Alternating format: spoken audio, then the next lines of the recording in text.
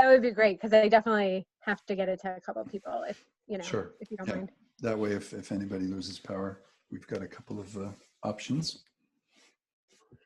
And then I would say, yeah, if you want to go ahead and get started, and if other people join, they can kind of. I'll keep bringing them in. So, well, I just want to welcome everybody for this special evening. My name is Maggie Holen. I'm the area sales director with Silversea, and Heidi and I are thrilled that you were able to join us today.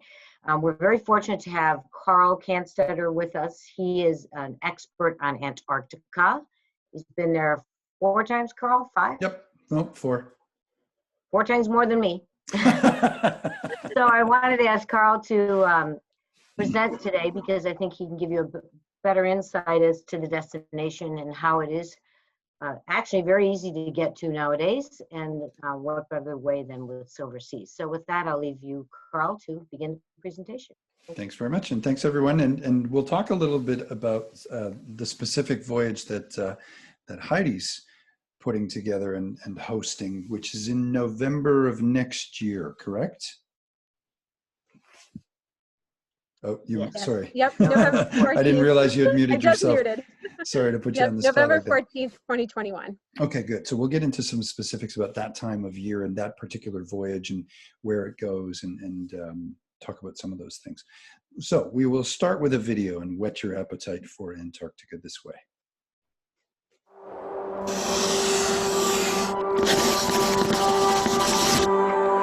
The White Continent. This really feels like Earth's last frontier.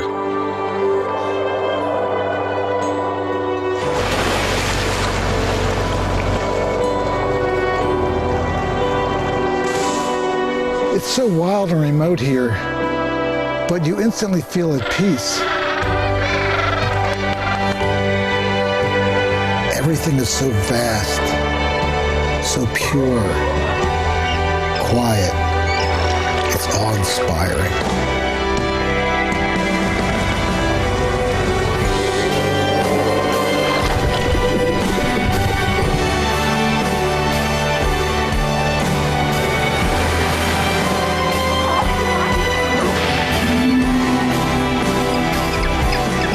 The ice, the whales, the ocean.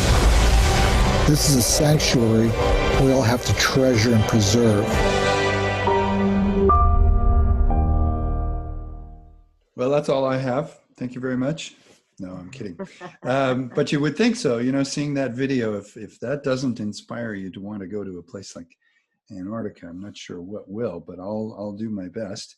And it really is like that. The marketing department at Silversea Expeditions provides me with these great images and great videos, and I spend a lot of my time talking about Antarctica, and I've been so fortunate to have been and to have been 4 times, but I never feel like I do the place any justice. It's hard to explain. It's hard to describe. It's not like any other place. It's not even like the Arctic. So if you've been to the Arctic, you can't say, oh, well, it's like the Arctic, but with this slight difference, it's unique. So it's absolutely worth going to and seeing for yourself.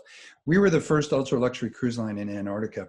Prior to our arrival in Antarctica about 13 years ago, Antarctica had been visited by expedition cruise operators for a number of years prior to that.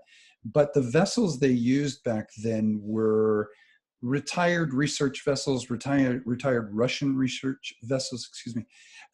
Very often you would have to share bathrooms or have 3 or 4 people to a suite in bunk style beds, cafeteria style dining. So these were utilitarian ships. It was clean and comfortable, but certainly not the lap of luxury. So what we did is we kind of turned that on its head. The cruise line, Silversea, had been around for 12 or 13 years by the time we started this. And the original concept of Silversea was to take small ships, small luxury ships, into some of the typical cruising destinations, the Mediterranean, the Caribbean, Northern Europe, that sort of thing, but very, very small ships. Our largest ship is 600 guests on the classic side of things. You compare that to some of the ships out there these days, 1,500, 2,500, 4,000, 6,000. Our largest is 600, and all the rest are smaller than that. On the expedition side, our smallest is 144 guests. So what a great way to explore a remote destination like this. So we took that idea of small luxury ships and said, well, why don't we take those same small luxury ships, or the smallest of them, to these really, really remote destinations? Why do you have to see Antarctica and get penguin guano on your boots and come back to the ship and eat in a cafeteria and knock on the door to find out whether there's anyone using the bathroom? So we kind of turned everything on its head. And as a result, we've really changed the way it's possible to visit Antarctica.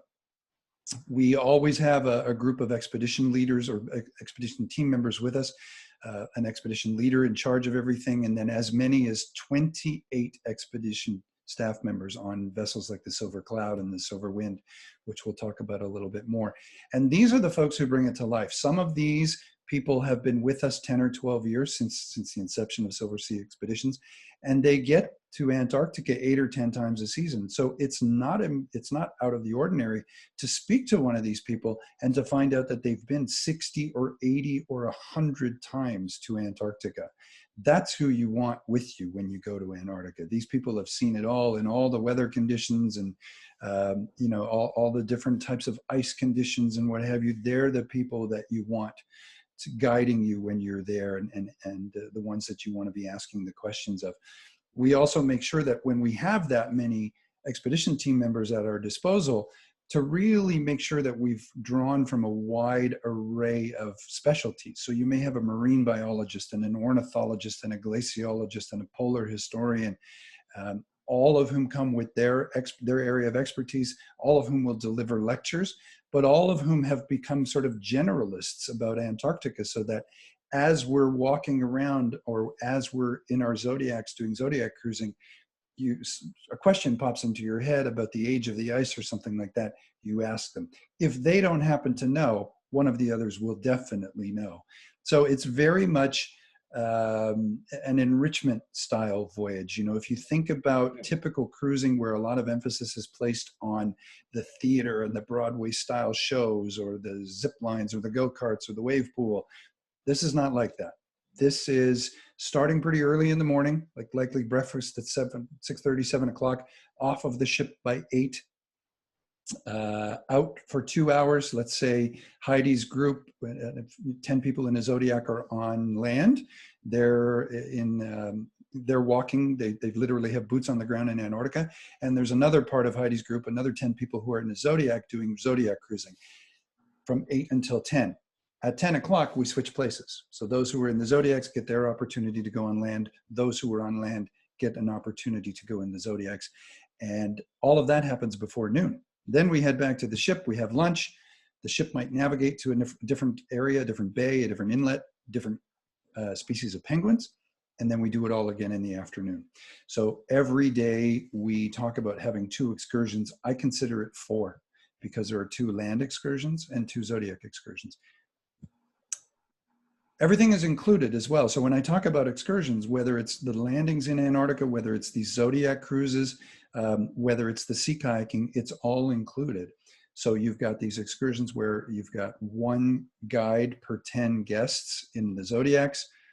Our overall guide to guest ratio is 1 to 8.6. It's among the lowest in the industry. So for every 8.5 guests, there's a guide. It's really amazing. And again, everything included, all the activities. So you're not reaching into your pocket for shore excursions. You're not buying anything supplemental. The cruise fare includes international airfare to get you down there. It includes the cruise and everything that comes with the cruise. Just if there were things at the spa, you know, treatments at the spa that you wanted or something in the gift shop, obviously that would not be included. We travel to Antarctica with 3 different vessels, the Silver Explorer, the Silver Cloud, and the Silver Wind. They're all different sizes and they have different guest capacities. The Silver Wind has not yet been converted to an expedition ship. She was scheduled to be converted now, this fall, but COVID got in the way and that didn't happen. So we're hoping that'll happen sometime next year. And then with those 3 ice-rated ships, and when I talk about her conversion to become an expedition ship, what I mean is we're reducing her guest capacity from 298 guests down to 274. We're making room for the Zodiacs. We're making room for the kayaks. We're putting on more expedition team members, and we're putting, most importantly, we're putting more steel in the hull so that she has a thicker hull so that she can go into these areas where there's a fair bit of ice. And I'll show you an interesting photograph in a bit. The more traditional way to get to Antarctica is from the southern tip of South America. So this little city in Argentina called Ushuaia. And from there, it's a 36-hour crossing to get over to Antarctica. We cross the Drake Passage, and then we get into the South Shetland Islands, and then into the lee of the islands, and then over to the peninsula itself. So between the other way to get there is via New Zealand. That was scheduled to happen this season. Australia and New Zealand have basically shut themselves off from the rest of the world for the time being, so we will postpone those voyages. So I won't go into too great a detail. But to give you an example, or give you some examples of the types of itineraries that we're talking about, a very straightforward voyage to Antarctica would be departing from Ushuaia, as I mentioned, and heading down, getting to Antarctic Sound, the very northern tip of the peninsula, the Antarctic Peninsula, and then cruising along the peninsula for 5 or 6 days, and then slowly making our way back, possibly stopping in the South Shetland Islands. Those voyages range from 10 to 12 days. The 12-day version is just 2 days more at the peninsula, because some people say, hey, I'm going all that way, I've got the time, I'd prefer to spend a couple of extra days on the peninsula since we're already there. Starting in December of next year, we're turning everything on its head, and we're, in addition to that very traditional voyage, we're going to offer something called the Antarctic Bridge or Fly Cruise program. For those who are very, very short on time, this is a way to get to Antarctica in 2 hours. So what I mentioned about sailing from Ushuaia across the Drake Passage to get to the South Shetlands and to get to Antarctica taking 36 hours, that is now accomplished in 2 hours by flying from a small city in Chile to a small Chilean Air Force airstrip. It's a gravel strip on King George Island. So essentially you're saving 3 days, 36-hour crossing in one direction, 36-hour crossing in the other direction, all done in 4 hours. You're still spending 6 days on the peninsula. So you're not sacrificing any time at the peninsula. You're just taking advantage of the fact that there's this gravel airstrip and we can do it this way. It's also for people who may be a little bit concerned about the motion of the ship as you're crossing the Drake Passage, which is overrated. It's a little bit of fake news. We can talk about that later if you like. Just to vary things in early 2022, talk about people who want to spend more time. This voyage is 20 days. So we're going over to the peninsula, and then we're just going to cruise along the edge of the peninsula and see how far south we can get. We're doing it late in the season because the ice should mostly have broken up by then, the sea ice, allowing us to get quite far south. We intend to cross the Antarctic Circle and get as far south as we can, possibly seeing many more penguin colonies, certainly, and not seeing anybody else, because without a ship with a super high ice class, you're not going to do this. You wouldn't be able to get this far south. Possibly seeing the odd emperor here and there, which are very, very hard to see because they typically nest on the ice, and it's rare to get close to them, or it's difficult to get close to them. And then we have a number of variations of voyages. They range from 15 to 16 to 18 days that include one or the other or both of the Falklands and South Georgia, and then the peninsula back to Ushuaia. And I think the one we're talking about, Heidi, is it's 16 days and includes South Georgia, correct? Yep, that's right. Okay, good. So we'll go into more detail. And South Georgia is very interesting, and I'll show you a couple of images that were taken on South Georgia. So we leave Ushuaia, and we head out to sea and for that day and a half sailing to get down to Antarctica. And the first thing you'll notice is the albatross and the huge seabirds that follow us, seemingly without rest, seemingly never flapping their wings, seemingly never alighting on top of the ship nor landing in the water. They're just, you go out there and you see one and you go and have lunch and you come back and you swear it's the same bird still following you an hour and a half or 2 hours later, just riding on the wind currents. And they're absolutely phenomenal to watch, and their wingspan, 6 and 8 feet wide. Some of these albatross, they're beautiful birds to watch, and you're out in the middle of the ocean. And then as we get a little bit closer to Antarctica, we start to see some tabular icebergs. These are huge icebergs that will have broken off from the Larsen ice shelf, or some of these big tongues of ice that are coming off of the continent and into the ocean. And then they break off, and then they're constantly breaking and calving, and smaller chunks falling off of them. But some of these tabulars are absolutely incredible to see. And this one's been in the water for a very, very long time, because you can see where the water line was. And then it's very true that anywhere from 70 to 90% of an iceberg is below the water line. As the water melts and erodes at the iceberg, and as the sun beats down on it and pieces of it start to break off, its center of gravity changes. And so it might shift a fair bit, or sometimes you see them roll right over and then come back. And it's just trying to find its center of gravity again as its weight changes, or its mass changes based on what's happening to its overall size. So pretty amazing things to see as we're heading down there, and we haven't even gotten to Antarctica yet. South Georgia, the island that's on the way for some of the voyages, including the one that Heidi's hosting, is phenomenal because of the king penguins. These are the second largest penguin species. The emperors are the biggest ones, but again, they're very, very difficult, almost impossible to see. The kings, on the other hand, they are about 3 feet tall, the mature males, and beautiful, beautiful golden collar and golden cheeks. And this colony at Salisbury Plain on South Georgia has about 60,000 of them. So depending on how the wind is blowing, as we get closer to this place, you smell this colony of penguins long before you see it.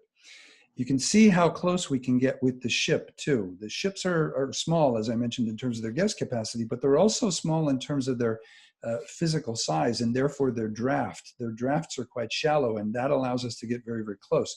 So when we talk about leaving the ship and traveling by Zodiac to get to the ship, it's not a 15 or 20 minute Zodiac ride. It's 4 or 5 minutes typically. This is a very typical landing, relatively flat beach, not too much of an incline. Here's another example of a landing.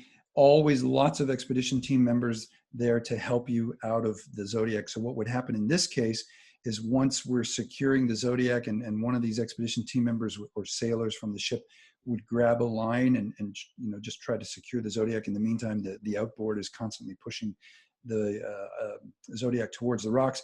The expedition team will ask everyone, or one at a time, to shimmy on their bottoms across these pontoons until they get close to the bow, and then step up onto a platform here, step onto the bow, and then the sailor will grab them in the sailor's grip and help them ashore. And again, here you can see a relatively flat landing. Here's our welcoming committee of these gorgeous king penguins on South Georgia. And you wouldn't see these on the peninsula, by the way. You'll see Adelies and Gentoos and chinstraps, but you likely would not see, it's very unlikely that you would see a king. So it's great that this voyage includes South Georgia, because it's a great opportunity to see these penguins, and they're absolutely beautiful. Some landings, so the ones I showed you previously were dry landings. This one is a wet landing. So the tide is heading out. We don't want to beach the Zodiac, because it'll be very, very difficult to get it off the beach. So in this case, we're going to ask the guests to disembark the Zodiac into about 6 or 8 inches of water. We will provide you with a very, very comprehensive packing list, and with the names of some outfits to go to and get some of the gear in case you don't have it. The red parkas that you see in a lot of these images, this is provided for free. So you don't have to go and find yourself, if you've moved somewhere further south and given up the winters in Chicago, and you've given up your parkas, you don't have to worry about finding one or purchasing one and lugging it all the way to South America. This is waiting for you in the suite when you arrive. Just let us know your size, and there it is, right in, still in the plastic bag, and it's yours to keep. It's yours to use on the voyage. It's yours to keep and take home with you. And it's a very, very good piece from Scandinavia. I think it's from Norway. It's a brand that we can't get in North America. Another example of a landing, and again, another wet landing, but the high rubber boots are perfect for this sort of environment. And, you know, if this is as much activity as you want, one of the main questions we get, or one of the common questions we get, is how fit do I have to be? And this is about it. You know, if you can play a round of golf or climb a couple flights of stairs or walk around the mall for a little while, you can see these relatively flat landings. This is as much as you need to concern yourself with. If, on the other hand, oh, sorry, I just wanted to put this one in here. I'd forgotten about this one. I talked about the high ice class and why the high ice class is important. Depending on where we are and what the conditions are and which ship we're in and how thick the ice is, the captain may actually try to park, they use that term, park the ship in the ice, and then lower one of the gangways and invite guests to go walk around on the ice. So that's a pretty amazing experience as well. This is why you want a very, very specific ship that's been designed or been built or refurbished, in the case of the Silver Cloud and the Silver Wind, to have an ice class that allows us to go and do this sort of thing. So getting back to the landings, if you're concerned that this voyage is too sedentary and not active enough, don't worry about it, because there's plenty to do to keep you active. Grab a setting, trekking poles. The evening before, every evening, there will be what's called the recap and the briefing, and the expedition team will recap what did we do today.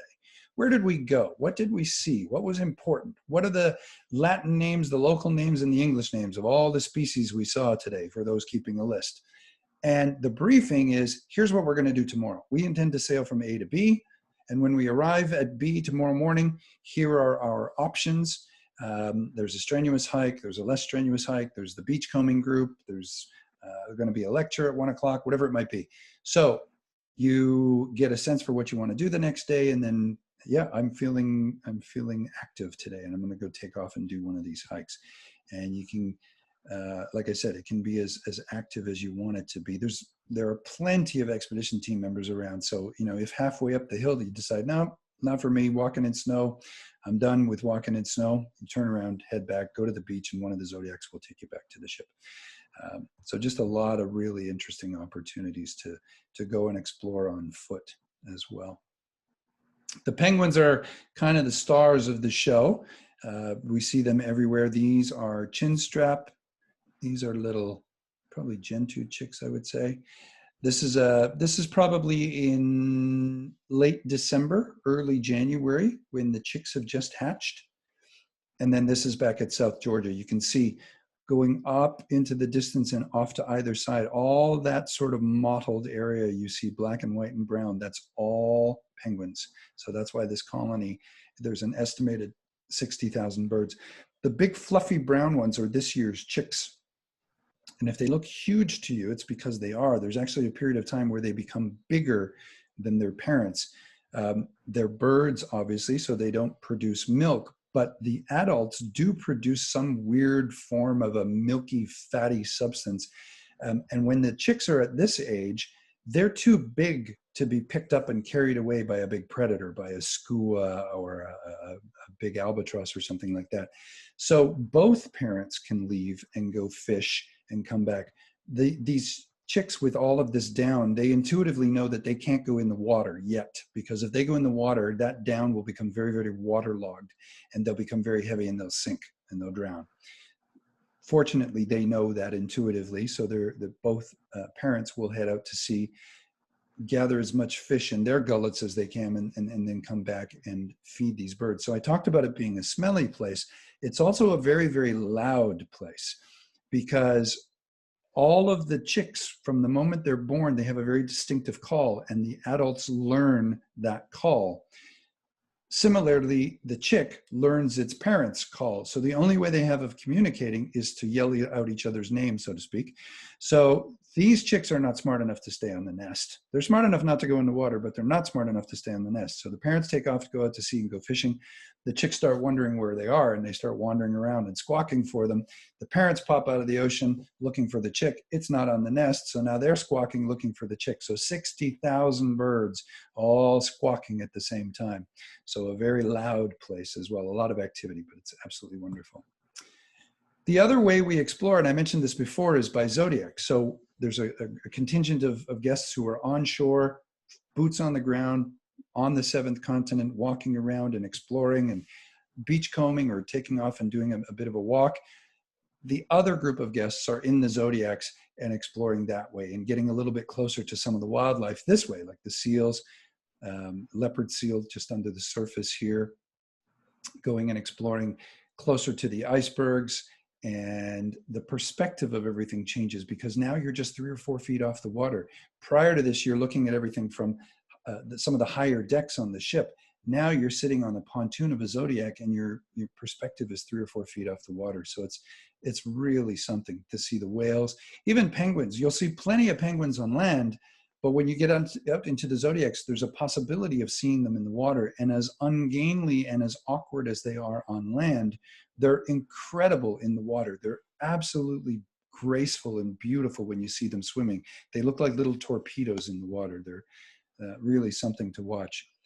And, you know, for photographers, for people that just want to take in the panorama and the vastness of this place, the Zodiac cruising is really, really special. And again, for wildlife enthusiasts, and it's like an open air zoo, you know, you just never know what you're going to find and when it's going to present itself. The other way that we explore is by sea kayak, and we have 8 tandem kayaks on board, so we can take out 16 guests at a time, usually for about an hour and a half. And there's always a kayak guide. You can just make it out. Actually, in this photo is better. You see a red kayak here. There's another one in the lead. So we always send out 2 kayak guides, and they're just making sure that you're getting close to what you should get close to and not getting close to what you shouldn't get close to, and pointing things out along the way. And if you think the perspective of the Zodiac is something of just being a few feet off the water, now in a kayak, you're self-propelled, you're away from the ship. There's no sound of an outboard motor. It's just the sound of your paddles hitting the water, and you're 2 or 3 feet off the water.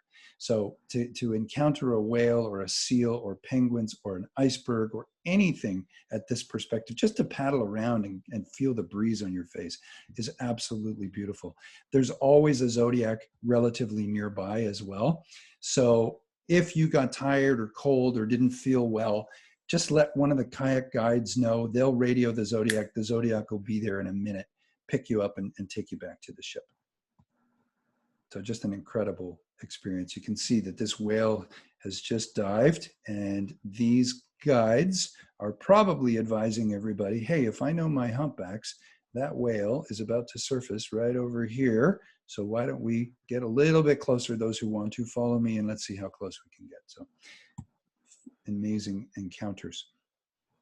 This chart just gives you an idea of what's going on at the different times of year in Antarctica. The season, the commercial season, taking tourists to Antarctica can start as late as October. Typically, it doesn't. It's still pretty cold. You're not getting as many hours of daylight, and there's not a whole lot going on yet with the penguins. They're starting to arrive. They leave every year and they come back every spring. November is when they're really arriving in earnest, and their courtship behavior, and you're watching them sort of doing their funny neck dance with each other. As they start nesting and building their nests, the males will go over and steal a pebble from the neighbor's nest and bring it back because it's the perfect size and the perfect shape. In the meantime, one of his neighbors has come and stolen one of his pebbles at his existing nest. So it's just this, you know, give and take of watching the nests, or watching the penguins steal each other's pebbles and nesting material.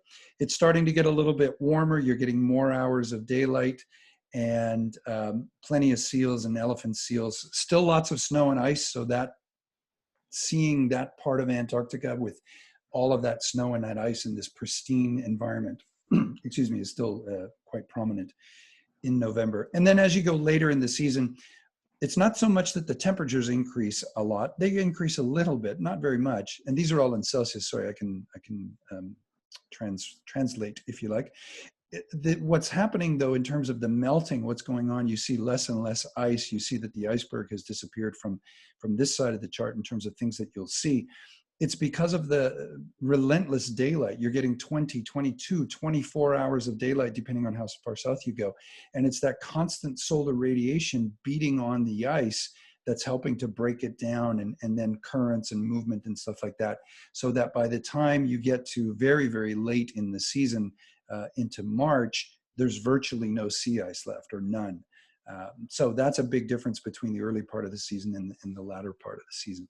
November's a really lovely time of year to go. It's starting to warm up. You're starting to get lots and lots of hours of daylight. And even those 6 hours of where it's, saying that it's not daylight hours, it's nautical twilight. So it's even, well past 10 o'clock. It's wonderful for photography. So a lovely, lovely time of year to go. And the ship that we're talking about for your voyage, Heidi, in November of next year is the Silver Cloud. So this ship was one of our classic ships, but we converted her into an expedition ship. So all the things I mentioned, more steel in the hull so she can go into those icy regions. We put these, gantry systems. There's one aft and there's one forward, these gantry systems whereby we deploy the Zodiacs. So we raise them up on little cranes and move them out to the edge of the ship on these gantries and then lower them down into the water. So depending on the wind conditions, we can actually do 2 off of each side, fore and aft. So we can be lowering anywhere between 2 and 4 Zodiacs into the water at the same time.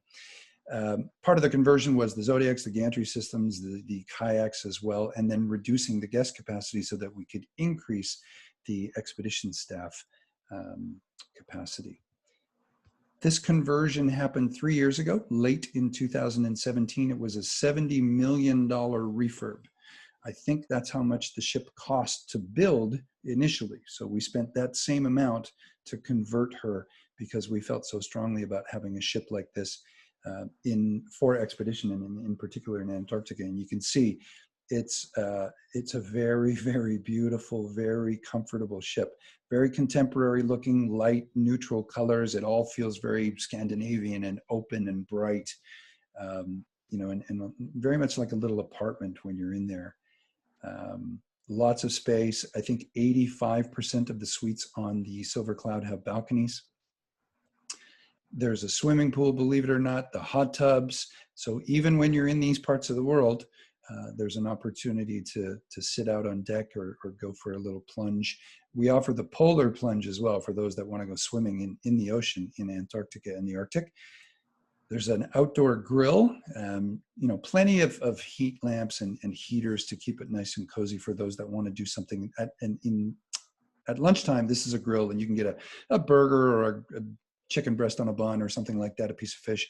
In the evening, this turns into hot rocks. So we heat an 8x8 inch piece of lava stone, about 2 inches thick to a couple hundred degrees, and bring it to your table. And you've chosen the rack of lamb, or you've chosen the lobster tail, or you've chosen the filet mignon, and you cook it yourself on this hot stone at this place called Hot Rocks. There's a fine French restaurant called La Dame. This is the main restaurant.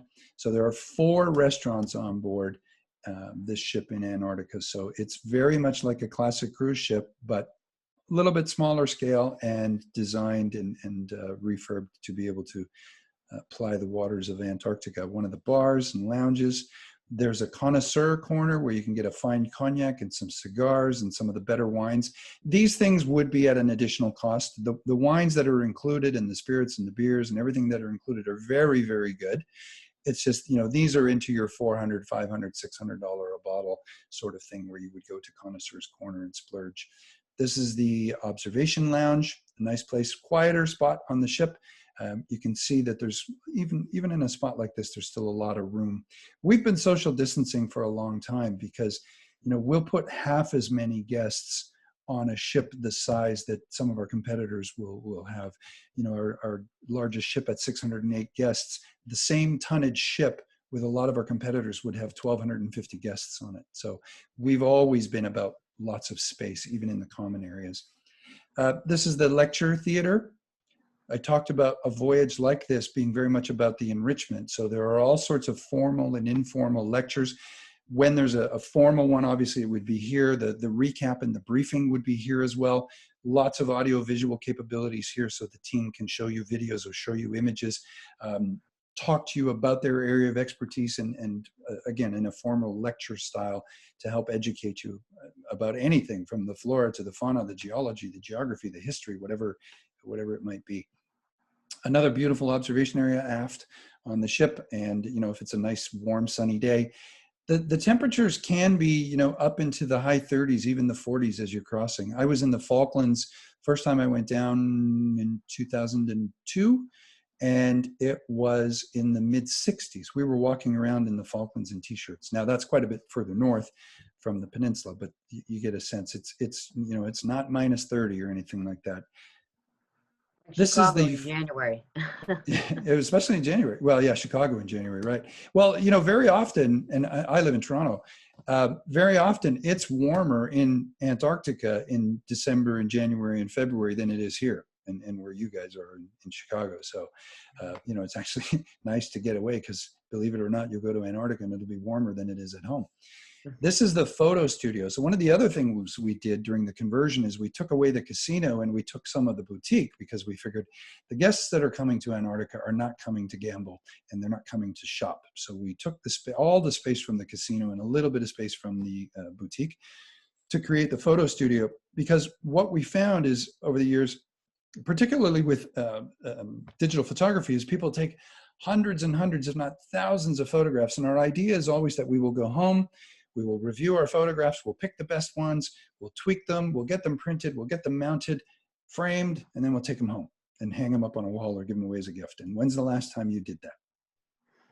Probably a long time ago, if ever. Antarctica is perfectly suited for this because that last 36 hours crossing the Drake is when people sort of let a whole thing mull over and let it all percolate. Like, what just happened to me? Where was I? Oh my God, I need to process all of this. And a great opportunity during that 36 hours, if you're a keen photographer, is to go into the photo studio. We've got very, very powerful computers with beautifully calibrated monitors that are perfect, you know, very well color calibrated. The photo studio manager is a professional photographer that now manages a photo studio and knows what to look for, help you pick your best shots, help you tweak the best shots to get the right color, to get the right contrast, all those sorts of things. Then send it to one of the two printers on board. And these are not your little Staples printers with 2 or 4 ink cartridges. These are 11 and 14, 15 different color cartridges. There's an 18-inch wide printer and a 22-inch wide printer. You send your image to the printer, it's printed on gallery quality paper. It's rolled up and put in a tube, and you take it home. Now all you have to do is get it mounted. So 3 out of those 4 processes are already taken care of, and I think it costs $18 or $25 to print your image. So pretty amazing place on the ship. And of course, there's a spa and a sauna. So a very, very comfortable ship. So that's everything that I had, and then maybe what we can do is we can unmute everybody, and maybe I'll leave it on the presentation just in case there are questions and I go back to some of the images. So I'll leave it on the presentation and we'll still just see each other in thumbnail version.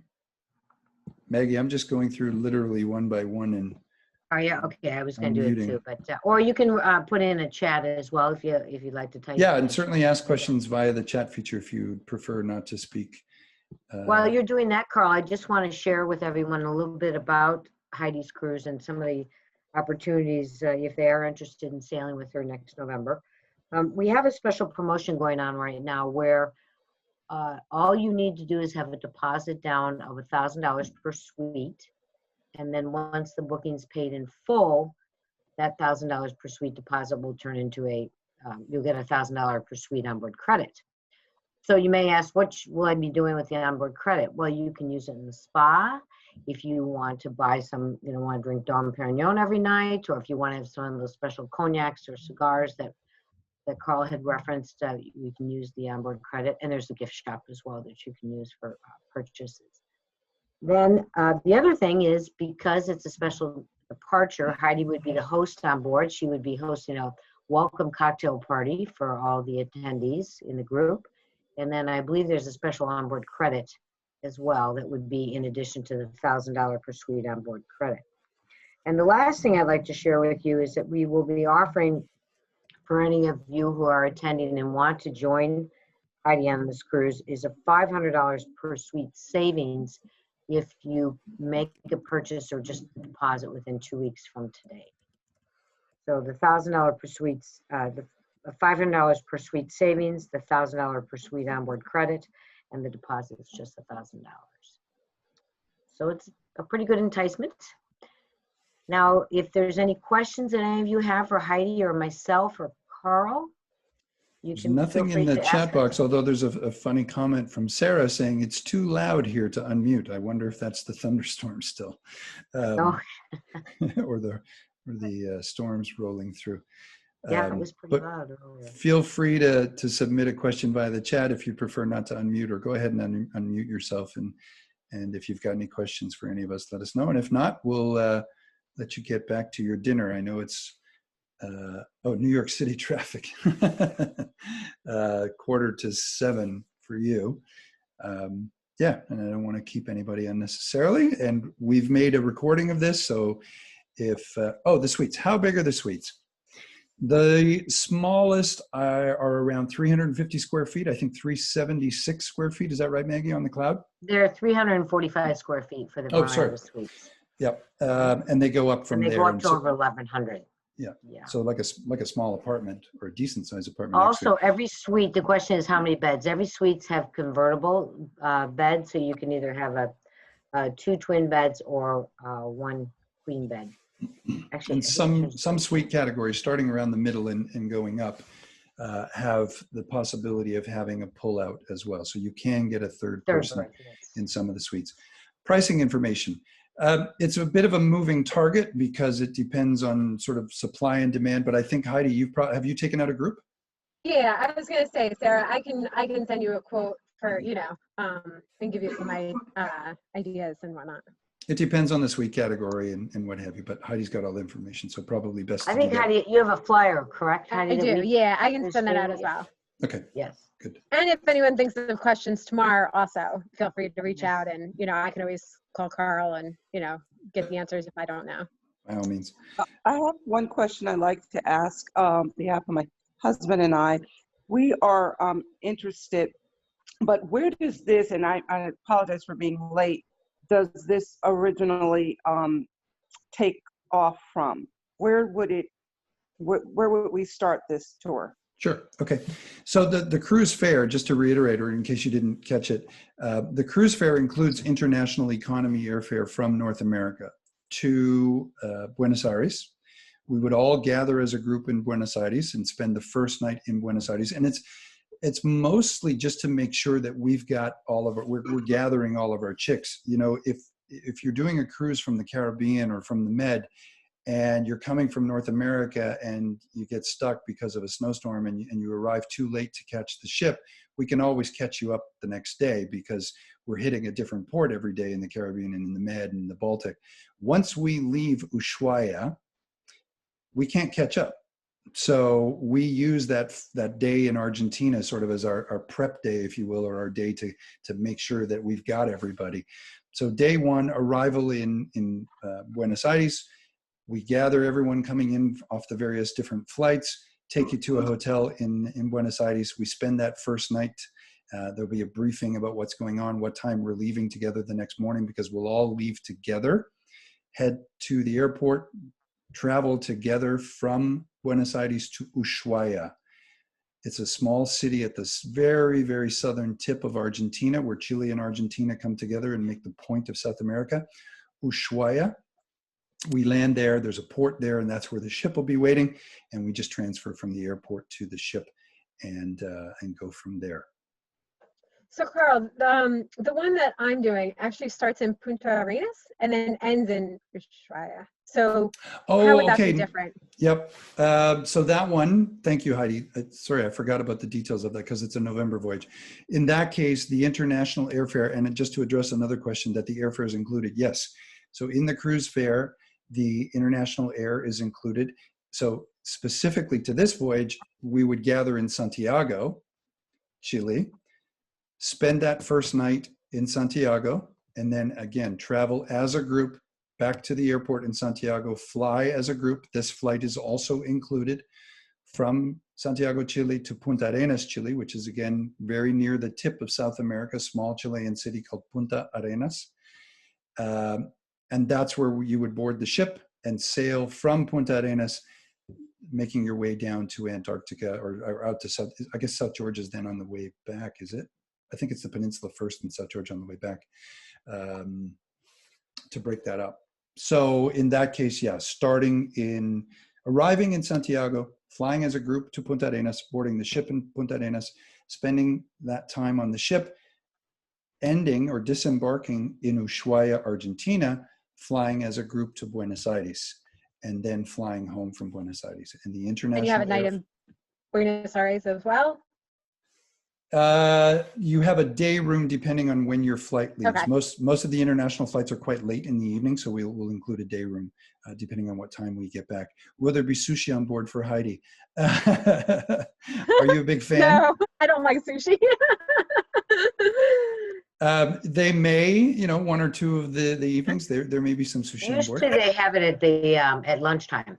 Yeah. Every day at lunch there's Is some. Heidi's excursion 14 days total? Anyone that wants my extra portion can have it.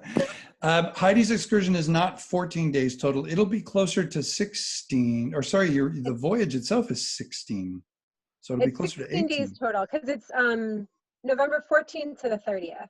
Let me just. Right, so that's aboard the ship. So an overnight flight to Santiago to get there, and then an overnight flight from Buenos Aires to get home.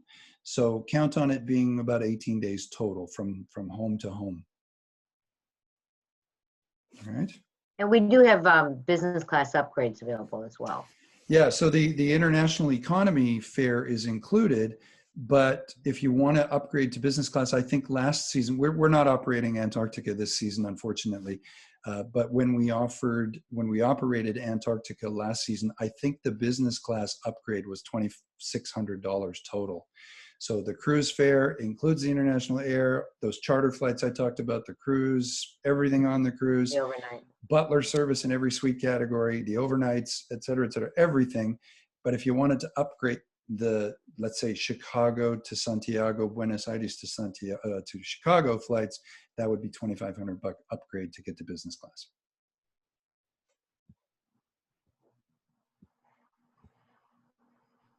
Okay, any other questions? Don't see any just yet. Again, we'll send the link for the recording to Heidi. She can pass it around.